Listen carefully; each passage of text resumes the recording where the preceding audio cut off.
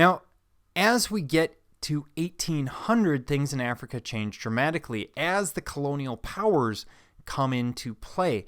So as you see, virtually all of Africa, with really only a couple of exceptions, is going to be colonized in the 19th century.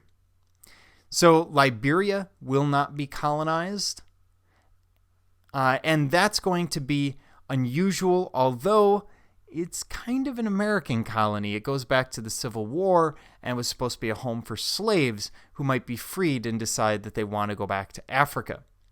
And then Ethiopia will be very late to the party in terms of being colonized. They're colonized in 1936 after defeating the Italians multiple times, but that's a whole different story. And here we're moving on to Congo, again, west to west central Africa.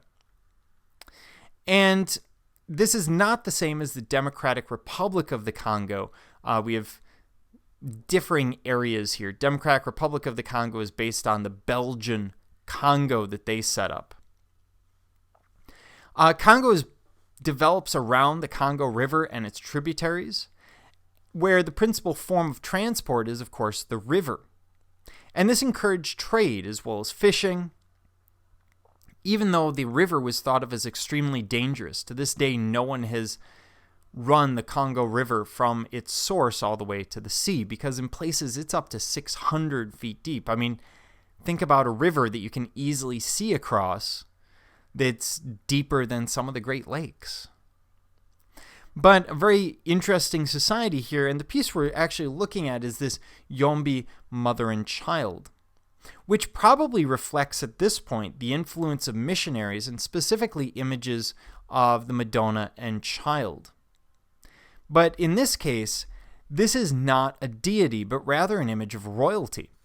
What we see is a woman with the royal cap, chest scarification, and jewelry that indicates a certain level of wealth and power. This could be sort of a clan mother, someone that they look back on as a progenitor of the tribe or the clan. The marks on the chest or scarification, those are done intentionally, again, common in West Africa. And what they'll do is they'll cut into the flesh so that it creates scars, and sometimes they'll repeat those cuts until the scars develop to be a quarter inch or more high and create this pattern across parts of the body. They felt that this was beautification for them at the time. So this may be a founding clan mother. This is not necessarily a sign of a maternal society, but one where they definitely put some importance into maternal lineage. Now, some of these figures, because this isn't the only one, will be used for medicine and divination, oftentimes to treat infertility. Pieces like this. And what they'll do is they'll use these pieces, such as our Mother and Child, and the shaman will have this created and keep it with them. And then they can heal at a distance by performing magic or performing healing rituals on the statue, and the person in question will be the beneficiary of them. But ultimately, we don't know what all these images are for, especially these mother and child images.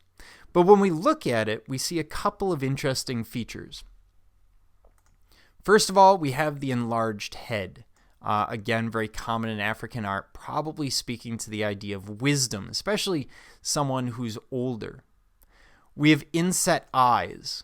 So in other words, they're putting stones in there, just like the Europeans or the Japanese, to create a figure that looks more lifelike. This child is very naturalistic. He's, of course, he or she is sitting there reaching up, playing with the mother's breast, which we might expect in a pose like this. And her breasts, you'll notice, are sagging, which tells us that this must be the child's mother, because sagging breasts are a universal sign of motherhood, as opposed to being just, a sibling or someone else related to the child. But because we don't have a lot of information, and there isn't any tradition of creating a Madonna and Child in this African motif, we don't believe that it's the Christian image. Instead, we look towards that idea of a clan or tribe mother.